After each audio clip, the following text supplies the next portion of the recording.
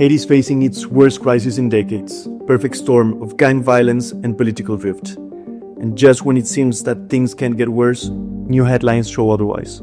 In Haiti, fears are growing that the capital, Port-au-Prince, could fully fall into the hands of powerful gangs, despite... Gangs now estimated to control 85% of Haiti's capital. The Trump administration, meanwhile, freezing its aid to the Kenya-led International Police Force for Haiti. Gangs are growing closer to taking full control of Port-au-Prince, despite efforts by the Haitian government and its international supporters.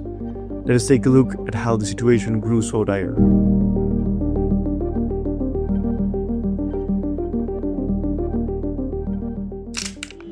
The assassination of President Jovenel Moïse in July 2021 plunged Haiti into a deep crisis, as gangs were fighting each other, vying for territorial control.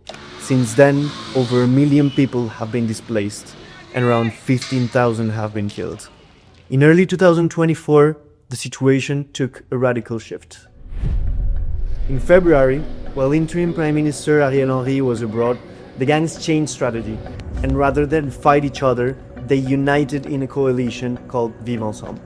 They launched coordinated attacks in Port-au-Prince, storming the country's 2 largest prisons, freeing nearly half Haiti's total prison population. The city's ports shut down, and the international airport was closed for months. The gang's stated goal was to block Henry's return and force his resignation. The real aim was to derail the deployment of a Kenyan-led multinational security force that had been approved by the UN Security Council. Henry was eventually forced to resign by Haiti's neighbors and other foreign powers. A transitional government formed in April of last year brought together the main political groups, the private sector, and civil society. As the transition began, gangs shifted tactics. In Port-au-Prince, they fortified strongholds, destroyed police stations, and blocked key roads in preparation for possible security incursions. Meanwhile, they expanded into towns like Gressier, Gantier, and Arcahaie, as well as other cities in the Artibonite department. Gangs dug trenches, installed speed bumps, and built barricades and walls in the main access routes to their territories. In June and July, the first contingents of Kenyan police landed in Port-au-Prince. Lack of resources has severely limited the mission. By December, the force only had 400 personnel to fight around 12,000 gang members. Alongside Haitian police, they patrolled abandoned areas and launched targeted but limited operations against the criminal groups. By October, gangs restarted attacks across Port-au-Prince and beyond. A month later, gangs shot at 3 commercial planes in the capital, forcing another airport shutdown. In the past 5 months, gangs have carried out at least 4 massacres, killing over 400 people.